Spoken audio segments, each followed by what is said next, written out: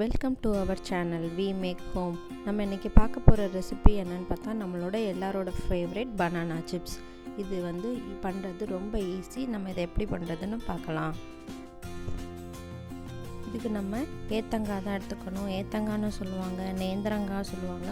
ஆனால் நல்ல காயாக இருக்கிற காய் தான் எடுத்துக்கணும். இப்போ அதுக்கு தோல் சீவணும். தோல் சீவும் போது கை பிசு பிசுன்னு ஆகும். அதுக்கு நம்ம பிசு பிசுப்பு ஆகாமல் இருக்கிறதுக்கு நம்ம கையில் எண்ணெய் தேய்ச்சிக்கிட்டோன்னா பிசு பிசுப்பு ஆகாது. இப்போ நெக்ஸ்ட்டு சால்ட் ஆட் பண்ணுறோம். 2 டீஸ்பூன் ஆட் பண்ணிக்கிறேன். இதில் ஒரு அரை கிளாஸ் தண்ணி ஊற்றி நல்லா திக்காக கரைச்சி வச்சுக்கணும். ரொம்ப தண்ணியாக இருக்கக்கூடாது. நான் இதை ஃப்ரை பண்ணுறதுக்கு தேங்காய் எண்ணெய் எடுத்துருக்கேன். அப்படி இல்லாட்டி நார்மல் ஆயில் கூட எடுத்துக்கலாம். தேங்காய் எண்ணெய் எடுத்தால் டேஸ்ட்டாக இருக்கும். ஒன் டைம் வாழைக்காவை அந்த எண்ணெயில் டிப் பண்ணிவிட்டு ஸ்லைஸரை வச்சு நம்ம ஸ்லைஸ் பண்ணோன்னா நல்லா ஸ்மூத்தாக வரும். அதுக்காண்டி தான் அந்த மாதிரி அந்த டிப்ஸ் ஃபாலோ பண்ணிக்கிட்டால் ஈஸியாக ஸ்லைஸ் பண்ணிக்கலாம், ஸ்டக் ஆகாமல் வரும். இப்போ நம்ம ஸ்லைஸ் பண்ணி விட்டுக்கலாம். டேரெக்டாக எண்ணெய்க்கு மேலேயே வச்சு ஸ்லைஸ் பண்ணலாம். அப்படி இல்லாட்டி தனியாக ஸ்லைஸ் பண்ணிவிட்டு நம்ம போடும்போது காய் உடஞ்சிடாமல் நல்லா உதிரி உதிரியாக போடணும். அதுதான் நல்லாயிருக்கும், வேகும். இப்போ நம்ம ஃப்ரை பண்ணி பார்க்கலாம்.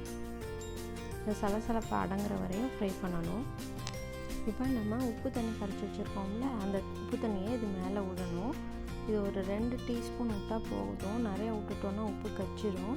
அதுக்காண்டி வெறும் 2 டீஸ்பூன் விட்டுக்கலாம். இந்த தண்ணியோட சலசலப்பு அடங்குற வரையும் அதில் ஃப்ரை பண்ணணும். எல்லா பக்கமும் நல்லா மிக்ஸ் பண்ணி விடணும். அப்போ தான் உப்பு எல்லா சிப்ஸ்லையும் சேரும். அதுக்காண்டி தான் அப்படி ஃப்ரை பண்ணிக்கிறோம். சலசலப்பு அடங்கினாலே நம்ம எடுத்துடலாம். இப்போ சலசலப்பெல்லாம் அடங்கிடுச்சு. இப்போ எடுத்துடலாம். Banana chips ready.